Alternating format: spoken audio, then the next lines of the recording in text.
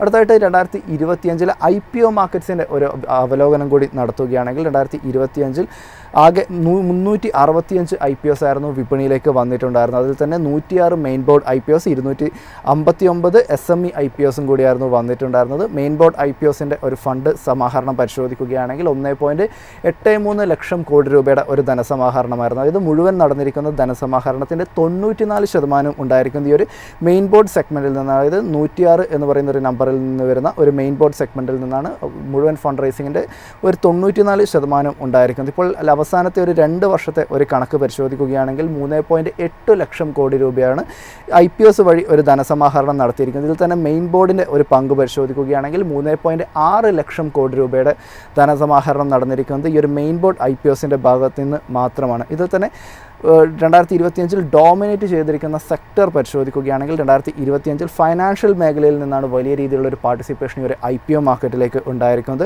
ആകെ റേസ് ചെയ്തിരിക്കുന്ന ഫണ്ടിൻ്റെ 26.6% വന്നിരിക്കുന്നത് ഈ ഒരു ഫൈനാൻഷ്യൽ സർവീസസിൽ നിന്നാണ്. ആകെ 51,700 കോടി രൂപയുടെ ഒരു ധനസമാഹരണമാണ് ഫൈനാൻഷ്യൽ മേഖലയിൽ നടന്നിരിക്കുന്നത്. അതിൽ തന്നെ കോൺട്രിബ്യൂട്ടേഴ്സ് പരിശോധിക്കുകയാണെങ്കിൽ NBFC സ്ഥാപനങ്ങൾ, asset management company, insurance companies, financial platforms എന്നിവയാണ് പ്രധാനമായിട്ടും ഈ ഒരു IPOസിൽ പാർട്ടിസിപ്പേറ്റ് ചെയ്തിരിക്കുന്നത്. അതുപോലെ തന്നെ ലാർജസ്റ്റ് ഇഷ്യൂസൊക്കെ പരിശോധിക്കുകയാണെങ്കിൽ ടാറ്റ ക്യാപിറ്റലിൻ്റെ ഇഷ്യൂ ആണ് നിലവിൽ ഇപ്പോൾ ഫൈനാൻഷ്യൽ മേഖലയിൽ നിന്ന് ഏറ്റവും വലിയ ഇഷ്യൂ ആയിരിക്കുന്നത്.